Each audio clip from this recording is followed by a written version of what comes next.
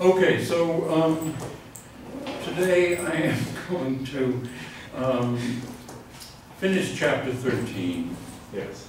And say a few things about path integrals. I don't think it would make sense to go the full hour and a quarter. Okay. Because everybody left for Thanksgiving. But I think it's worthwhile to at least finish 13. So let me remind you where we were. I can find the right page myself. We were talking about Compton scattering, and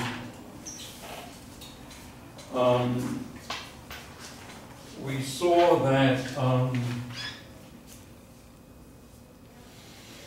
that in the we could get the Thomson cross section for low energies.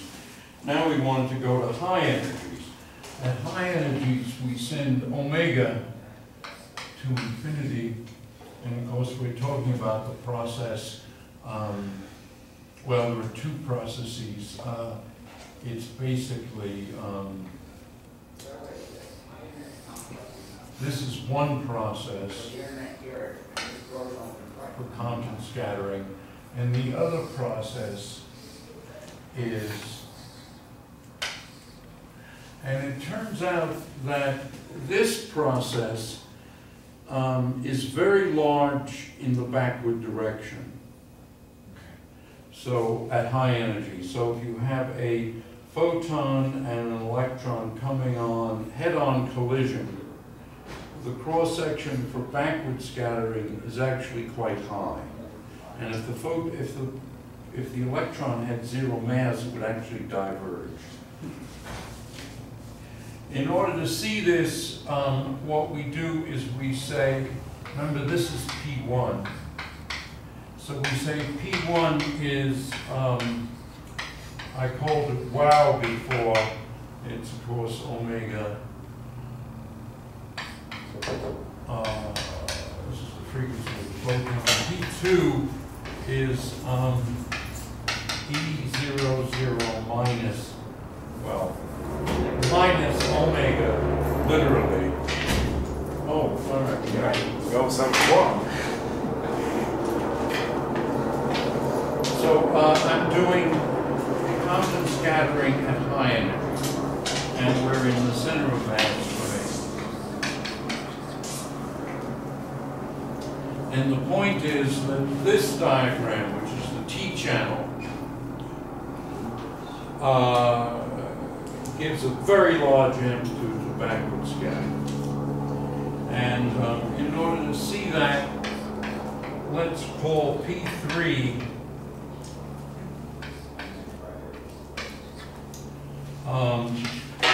E minus omega S 0 minus omega C, where C and S are cosine and sine, and P4 is omega S 0 omega C.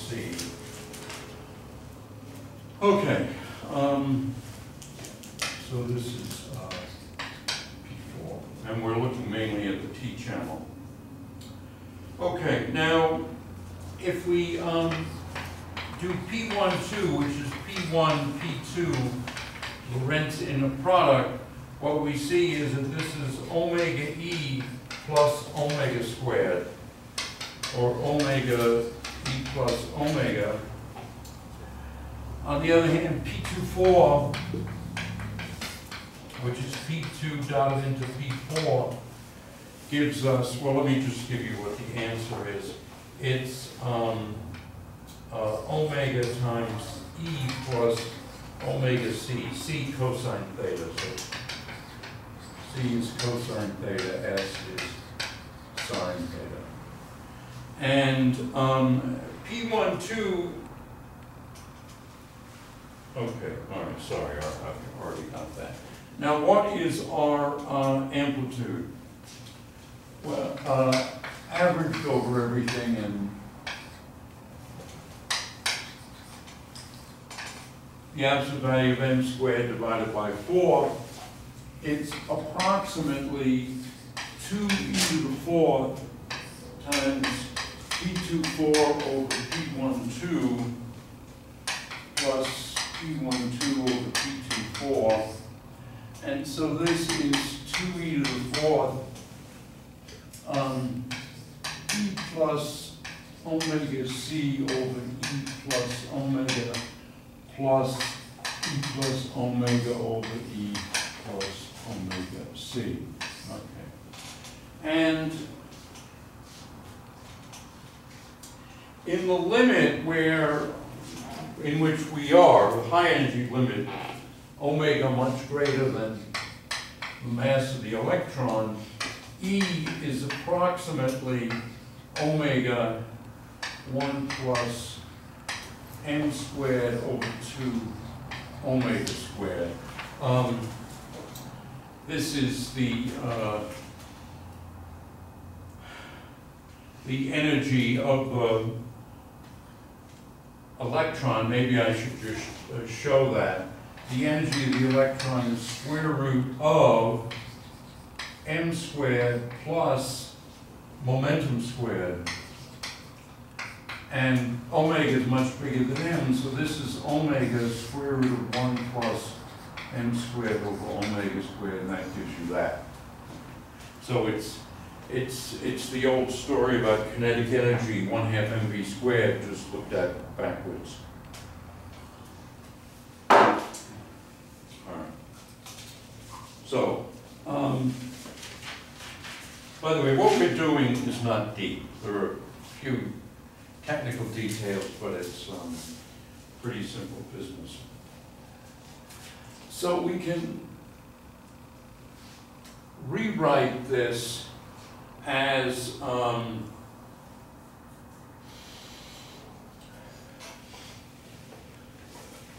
approximately as 4e to the 4 times 1 plus cosine over 4 plus 1 over m squared over 2 omega squared plus 1 plus cosine. And so we're using this approximation in this denominator, and we've simplified things a little bit there. Okay, so what you can see is that this term is essentially 0. Cosine can be -1 if the angle theta is pi. So we nearly have a singularity there. And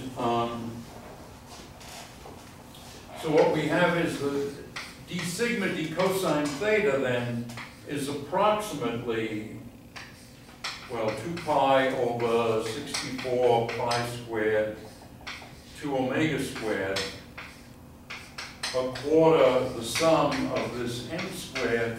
This is approximately pi alpha squared over 2 omega squared, 1 plus c over 4 plus 1 over 1 plus c plus m squared over 2 omega squared. All right, so this is the, so the differential scattering cross-section almost has a pole at theta equal to pi. So in the limit m going to 0, we get that a quarter, in other words, this thing here, sum of m squared is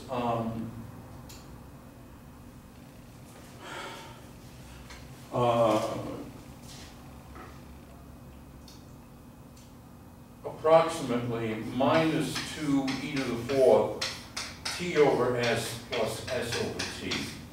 So that's the expression, and t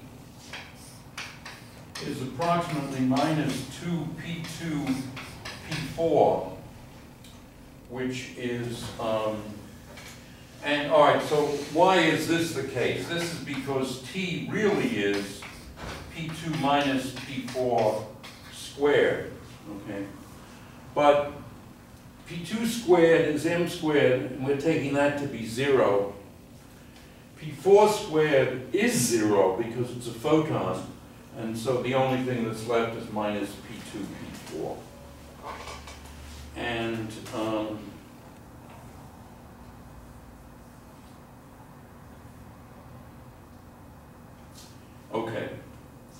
and this is equal to minus 2 omega squared 1 plus cosine theta. So what we've really got is an M-channel, a T-channel singularity, MT being minus E squared over T,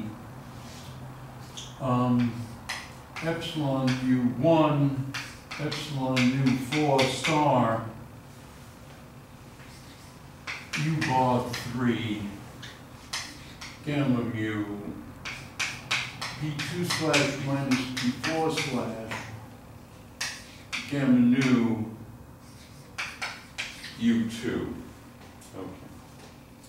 And at least it's a 1 over T, not a 1 over T squared. And that's because this sum over these produced an extra factor of T in the numerator.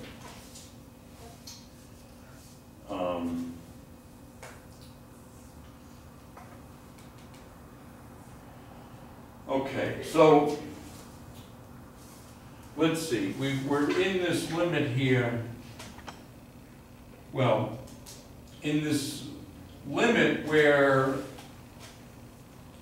we're neglecting E, then this thing is approximately omega 0, 0 minus omega, and this is essentially omega, and we can say that all right, so maybe I should say what we're doing. We're going to set theta equal to pi minus phi. I think phi is a terrible choice, actually, because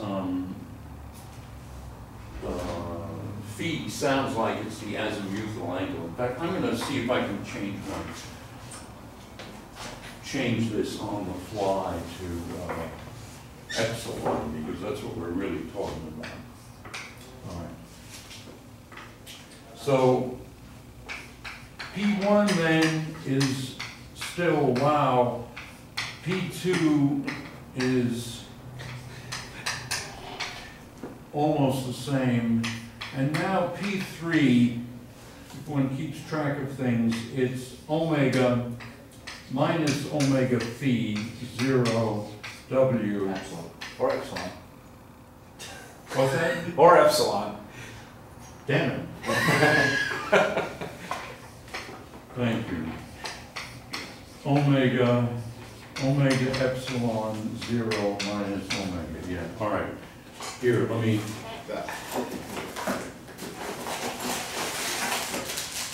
He caught it first. I was louder. All right, we'll give one to everybody.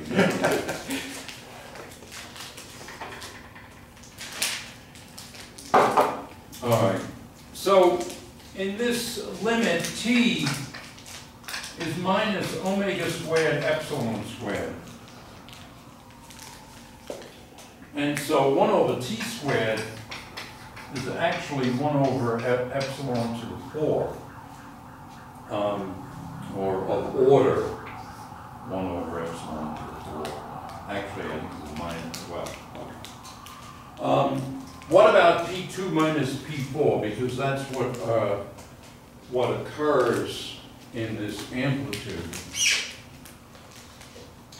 And we have P2 slash minus P4 slash in this kinematic limit is minus epsilon omega K slash, where K is equal to 0, 1, 0, 0.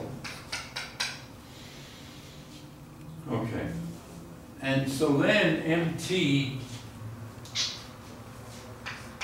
is minus E squared over omega squared epsilon squared U bar 3 epsilon 1 slash P2 minus P4 slash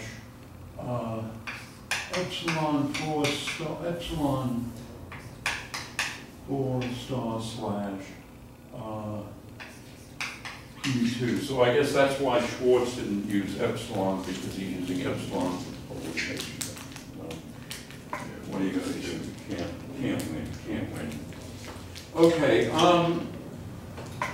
but now this kicks out a factor of epsilon, and so actually what we have for this amplitude is minus e squared over omega epsilon u bar 3 epsilon 1 slash k slash epsilon 4 star slash u2.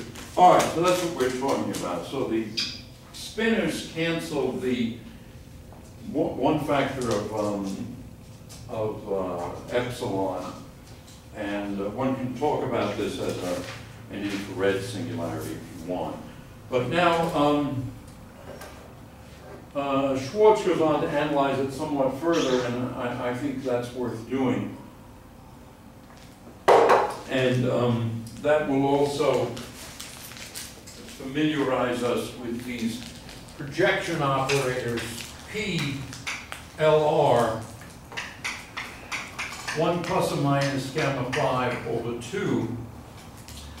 And first of all, these are projection operators because P, L, or R squared is 1 plus or minus 2 gamma 5 plus gamma 5 squared over 4. And so what is that? Well, gamma 5 squared is minus 1. God, this is not working out the way I wanted it to. Isn't it 1? Gamma 5 squared should be 1. Because it's... You're right. You're right. Then it's working out the way I wanted it to. So this is 1 plus or minus gamma 5 over 2. Yes, you're absolutely right. It's, here, Thanks. you actually, you might as well get you and Ma can go into business and open a candy store. Okay, so these are projection operators, and so the one feature of a projection operator is that its square is equal to 1. The other feature of a projection operator is that the sum of the two projection or however many you have should be 1, and that's obviously true.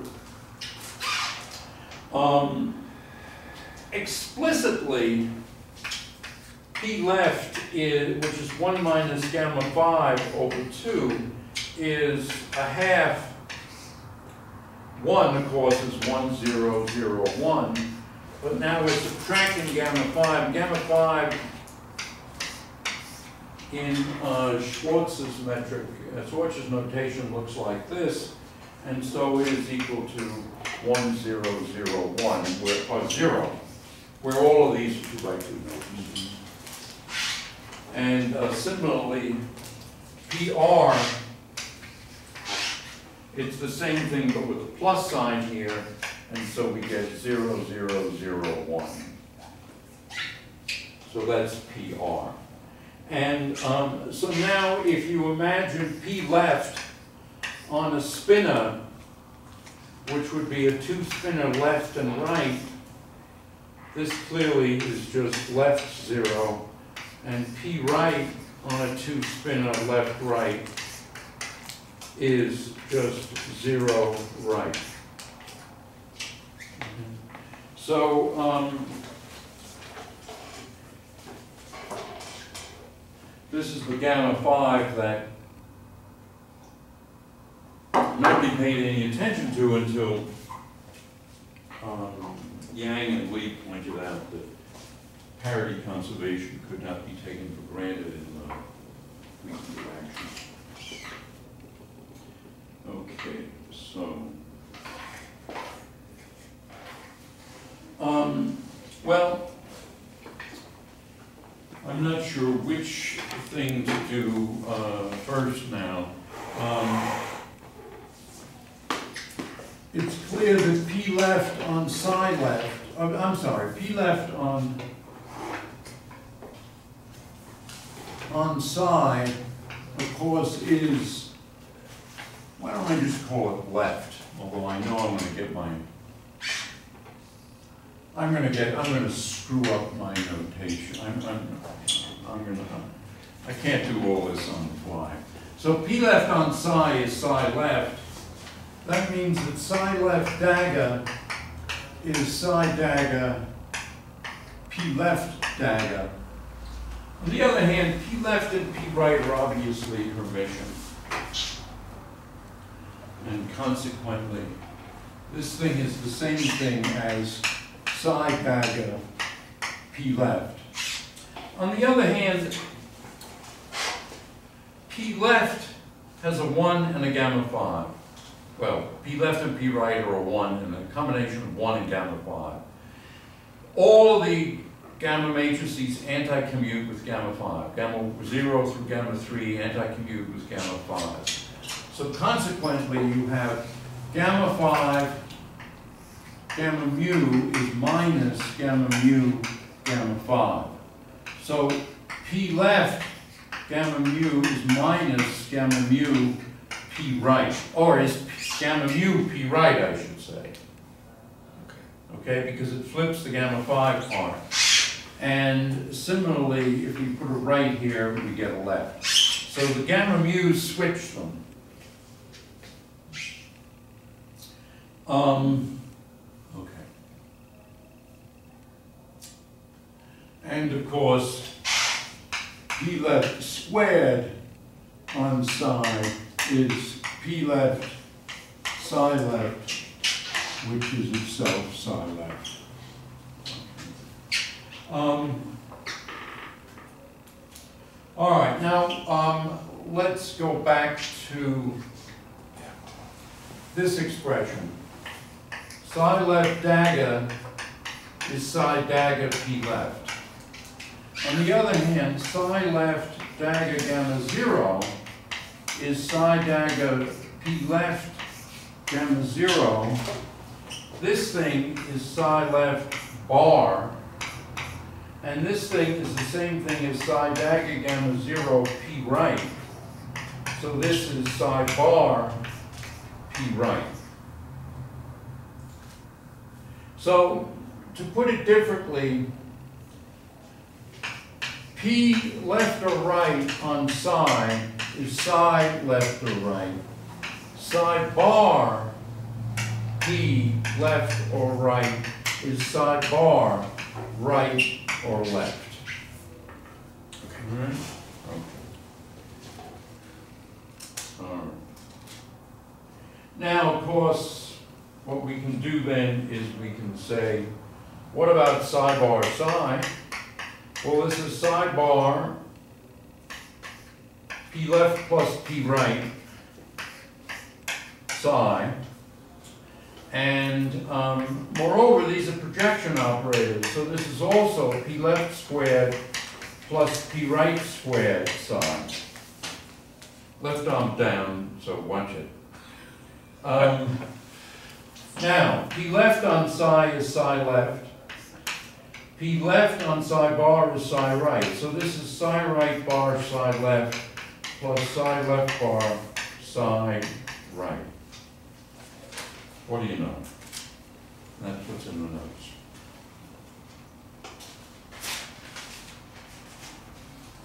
Okay, what about gamma mu? Well, gamma mu means that you've got an extra gamma in there. So if we have gamma mu, psi bar gamma mu psi, let me write that as psi bar P left plus P right, gamma mu, P left plus P right, psi. Okay.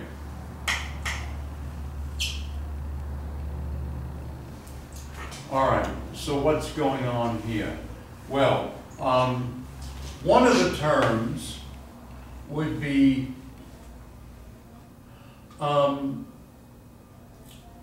psi bar P right gamma mu P left psi, and that would be psi bar left gamma mu psi left. So that one is this one. On the other hand, this one would be psi bar right, gamma mu psi right. Okay. Now, the other one's a 0, and why is that? Well, it's because p left gamma mu p left, of course, is gamma mu p right p left, and that's 0 because the product of the two projection operators is the two different projection operators is 0, and that's something I should have said here. Namely, and we can derive that very simply from just taking the square here. We would get 1 is equal to p left plus p right squared. This is p left squared, which is p left, plus p right squared, which is p right. There's no more room for anything else. So 2p left, p right, that has to be 0. And if you did it in the opposite order, you'd also get 0. Okay, well, basically, if you have an odd number of gammas, then psi, for example, gamma A, gamma B, gamma C, psi is equal to psi left, gamma A, gamma B, gamma C, psi left, plus psi bar right, gamma A, gamma B, gamma C, psi right. Okay. That's for an odd number of gammas. For an even number of gammas, it's like this, 0 being an even number. So something like psi bar gamma A, gamma B, psi is equal to psi bar right, gamma A, gamma B, psi left, plus psi bar left, gamma A, gamma B, psi right. So that's how the cookie crumbles. Okay? All right. Now we want to return to this T-channel amplitude where we're at high energy and we're looking at backward scattering, where we have this 1 over epsilon pole, omega being very high energy. And we want to decompose this to see what's actually happening here. Let me get a little bit of T. Well, we see that this thing is actually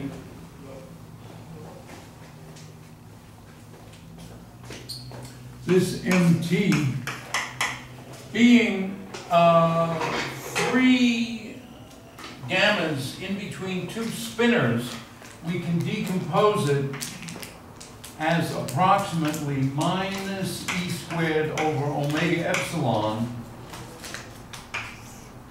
and then it would be U bar 3 left epsilon 1 slash K slash epsilon 4 star slash U2 left plus U bar 3 right epsilon 1 slash K slash epsilon 4 star slash U2 right. So that's what it actually is because of the way these cookies crumble. Okay. All right, so what's going on here is that we see that in QED, this is a general property of QED, it's an example of the fact that in QED, in limit m going to 0, mass of the electron going to 0, the left and right decouple.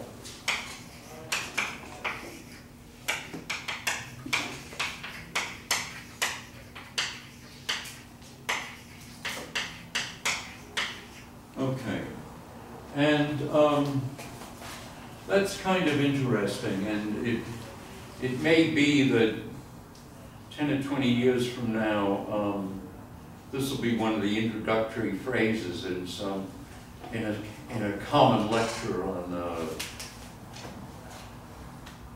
theoretical particle theory, you know, in the year 2030 or so. In other words, there may be more implications here than we now appreciate. Okay. So let's look at how this is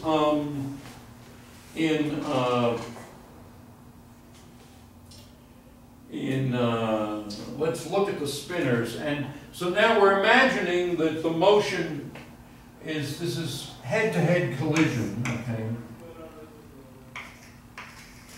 Photon-electron, head-to-head, center mass, very, very high energy. And we imagine this is the z direction. And we imagine we're going to be considering the case where well, what do we have? We have a left-handed electron, let us say, moving in exactly the z direction at very high energies. So then the spinor, if it's left-handed, is essentially a square root of 2e times 0, 1, 0, 0.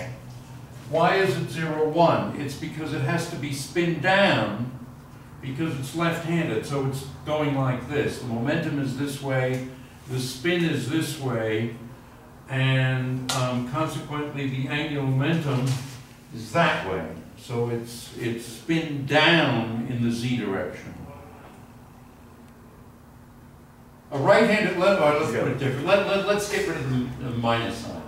A right-handed particle moving in this, of course, the z direction, have it horizontal. That's illegal in New Mexico. It has to be up. So we have the particle moving up. If it's moving up at infinite speed, essentially, and it's right-handed, then it has to be spin up. All right? And so there it is, spin up. U right is square root of 2e 0, 0, 1, 0. So this, the right, remember, is like this. This is spin up. Okay, spin in the z direction. This is spin in the minus z direction. And it has to be spin in the minus z because it's left-handed, because it's moving in the z direction. All right. Okay, the momentum here, P, of course, is just E, 0, 0, E. Or equivalently, it's omega, 0, 0. Now, I don't remember whether it's plus or minus omega. It's whatever's opposite the photon, right?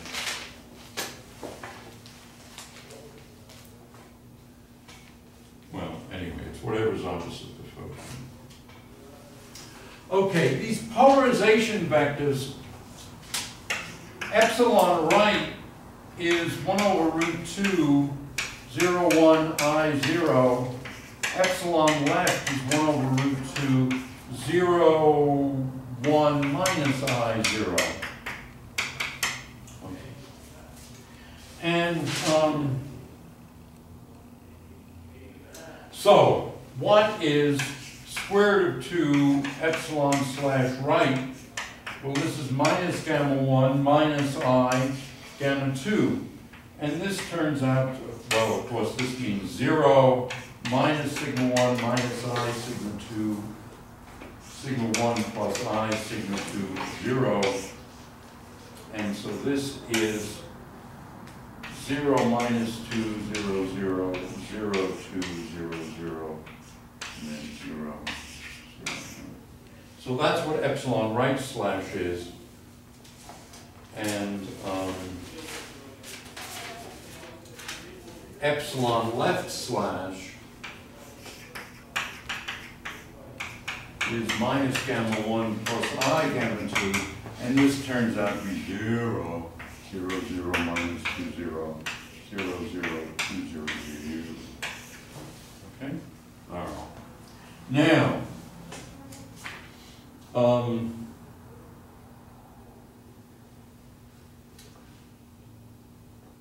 so we want to look at what's happening here. Well, first of all, I tried when I was writing these things on the board.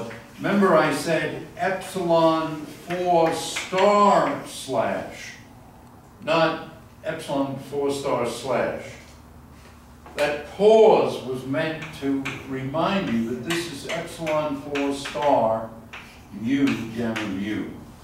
In other words, the star refers to the epsilon, not to the gammas. Whenever you have a slash, it's always gamma mu unscrewed up, unaffected. And any of the affectation goes on whatever the thing is that's slashed into the gammas. So in other words, a Chinese character slash is a Chinese character mu gamma mu. The gamma mu remains unaffected.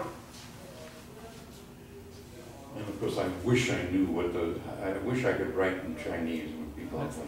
Looks like Japanese. What? Looks like Japanese.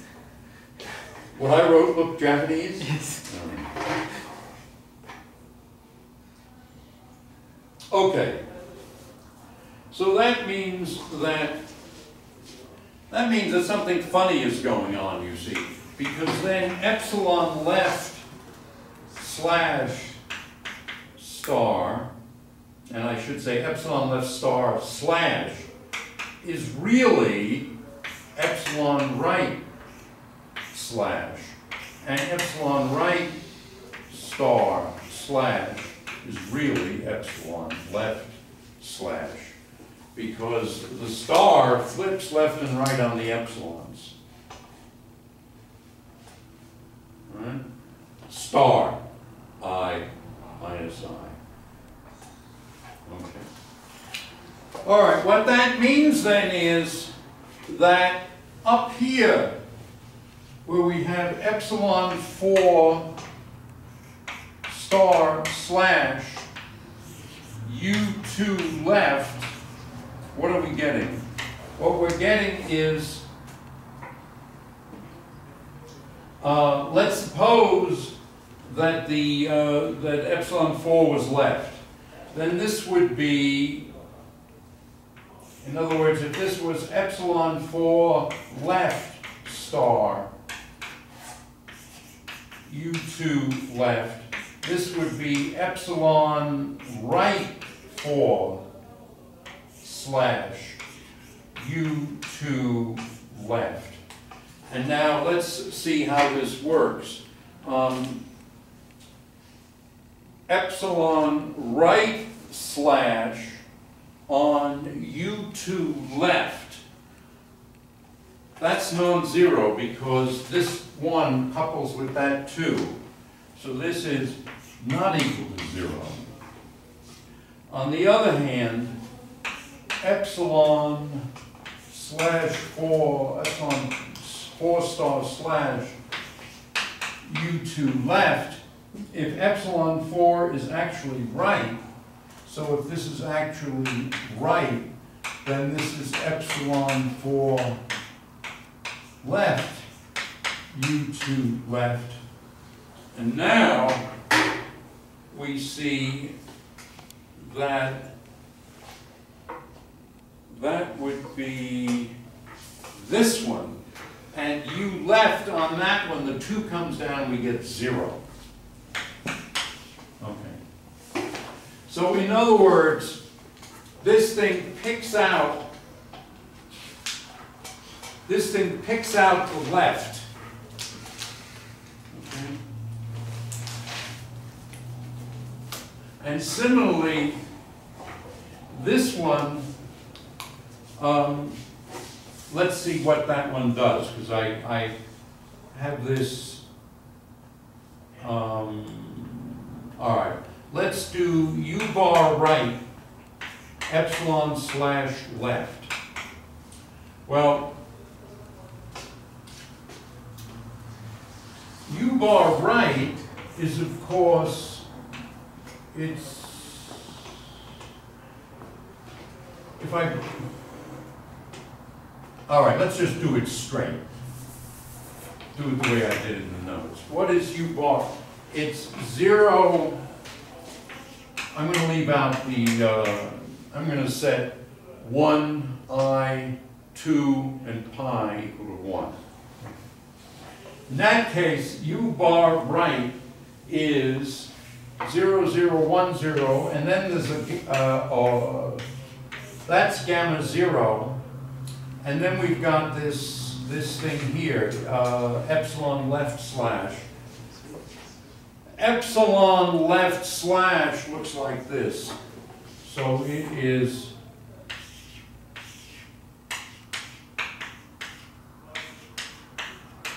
all right, so it looks like that. So this one has a 1 right there. And then 0, and then just 0. So this looks like this on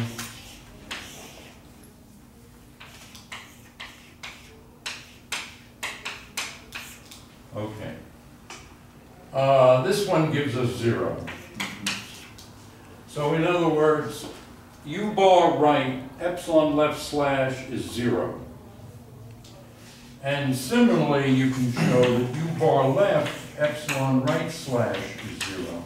So in other words, what this thing turns out to be is that let's just recall what is non-zero. It's non-zero if you have a left with a left on the right-hand side, or if you have a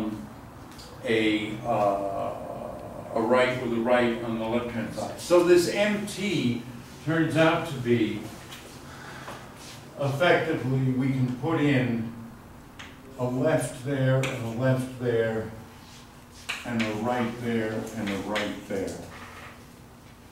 Okay? All right, so what this says then is that we get a big amplitude for backward scattering if we scatter a left-handed photon off a left-handed electron, and then what we're going to get in the final state is a left-handed electron and a left-handed photon. Or we can scatter a right-handed photon off a right-handed electron and get a right-handed photon and a right-handed electron. Okay. This is all backward scattering. Consequently, if you want to produce a polarized beam of electrons, you can certainly produce a polarized beam of photons because, you know, you have lasers, and lasers are naturally polarized, actually. So you arrange for the photons to be polarized either right or left. And so then you have your electrons and you have your photon beam, and if you have it left, then what are you going to produce? You're going to produce left-handed electrons coming out and left-handed photons. On the other hand, if you have a right-handed photon hitting the beam that's unpolarized, what you're going to have is right-handed electrons coming out and, of course, right-handed photons. Right? So this is a way of polarizing the electron beam. The problem, of course, with this is that we have lasers that work at 1 eV. We don't have lasers that work at 7 TeV. And so this is a limited use, I would count, but it's of some use. Okay, so those are the end of my notes there, and that's basically the end of chapter 13. Schwartz ends with a historical note that may be actually worth following. In fact, I did follow one of his earlier historical notes and looked up Compton's paper on Compton scattering, and it's quite a lovely paper, and it's quite revealing. In fact, I mentioned this to you, though, 2 months ago in one of the early lectures. What wasn't clear then was, you know, you knew that quantum mechanics had something to do with waves and particles and things mixing up and so forth. And what Compton showed was that the effect was one in which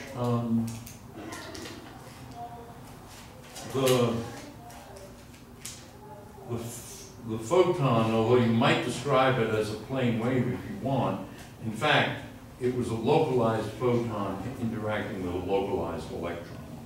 So it was quantum mechanical, but these things are actually particles. And that's been our our understanding ever since, but it's one that's very rarely said in class. For some reason, many lecturers are intimidated by the wave function and are afraid to say that the wave function is just our way of computing probabilities, and it's something that guides these point particles in what they do. Okay, why don't I let you guys decide? If you want, I will start talking about path integrals and you know, go the next half hour doing path integrals, or I could let you out early in the spirit of the holidays. And so what do you want? Do you want to start path integrals, or do you have questions, or do you want to get out of here? It's up to you. Maybe we can wait for the others to come before starting path integrals, so everyone can. You want to sit in this room and wait till No. Till next week. To the next lesson. All right, so you want to end now? Sure, that seems fair. What? To start path integrals with everybody. When everybody else is here. Yeah. What do you think? Well, I'm just TAing. You're what? I'm just TA and well, they are. All right. Okay. Well, what I have done is I've put a PDF from my book, the chapter on path integrals. I put that on the website, and I think I will do chapter 14 mainly from my own notes, but I'll also include some of the things that Schwartz does, or maybe I'll follow Schwartz, I don't know. The two treatments are not all that different. Okay, we can end it now.